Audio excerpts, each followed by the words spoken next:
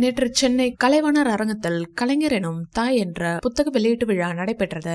அமைச்சர் ஏவா வேலு எழுதிய இந்த புத்தகத்தை தமிழக முதல்வர் ஸ்டாலின் வெளியிட முதல் பிரதியை பெற்றுக் கொண்டார் சூப்பர் ஸ்டார் ரஜினிகாந்த். புத்தக வெளியீட்டு விழாவை தொடர்ந்து அரங்கில் வீற்றிருந்த அறிஞர் பெருமக்கள் பலரும் பேச தொடங்கினர். இறுதியாக சூப்பர் ஸ்டார் ரஜினிகாந்த் பேச தொடங்கினார். சுமார் 30 நிமிடங்களுக்கு மேல் பேசிய அவர் கலைஞர் கருணாநிதி மற்றும் முதல்வர் ஸ்டாலின் குறித்து பல விஷயங்களை எடுத்துரைத்தார். தமிழகம் இந்தியா என்று மட்டுமல்லாமல் உலக அளவில் ஒரு அரசியல் தலைவருக்கு நூற்றாண்டு விழா கொண்டாடப்படுவது இதுவே முதல் முறை என்று கூறினார். மேலும் இனி இப்படி ஒரு விழாவை கொண்டாடுவதற்கு வாய்ப்பில்லை என்று பேசினார். திராவிட முன்னேற்ற கழகம் குறித்து பல விஷயங்களை பேசிய சூப்பர் ஸ்டார் ரஜினிகாந்த் ஒரு ஆசிரியராக மு.க. ஸ்டாலின் திமுகவில் உள்ள புதியவர்களை மிக எளிதாக சமாளித்து விடுகிறார். ஆனால் இங்கு இருக்கும் பழைய மாணவர்களை அவர் சமாளிப்பதுதான் உண்மையிலேயே என்னை ஆச்சரியப்படுத்தும் விஷயம் என்று கூறினார். அது மட்டுமல்லாமல் மூத்த அமைச்சர் துரைமுருகனை நேரடியாகவே கிண்டல் செய்த சூப்பர் ஸ்டார் ரஜினிகாந்த் அமைச்சர் துரைமுருகன் கலைஞர் கண்ணிலேயே விரலை விட்டு ஆட்டக்கூடிய அளவிற்கு மிகப்பெரிய ஜாம்பவான் என்று பேசியிருந்தார். நேற்றைய தினம் சூப்பர் ஸ்டார் ரஜினிகாந்தின் இந்த பேச்சுதான் தலைப்பு செய்தியாக மாறியது.